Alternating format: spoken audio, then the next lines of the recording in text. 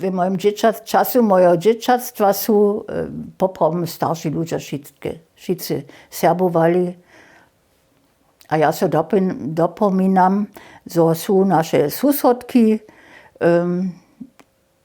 jeno pola tuto statoka stali, a bachtali, aber po drugie, a po naszego. A ja sam tam wiele posłuchała. A to ja byście tak luźni, to sam ja hižo o tym jeno ryczała, że są rozmawiali te żony, a da jena praje, no dżen są takie wolki. A das mir po Niemcy zapraszała, na wisst ihr denn nicht, was Wolken auf Sorbisch heißt? Nur freilich, mročele. Hej. Tak byše ve vocho zach, ne starsze żony są woprawdzie jeszcze serbscy ryczeli. Do jeszcze to 60 lat, była prajwa. Potem są, no nie, jeszcze dlje.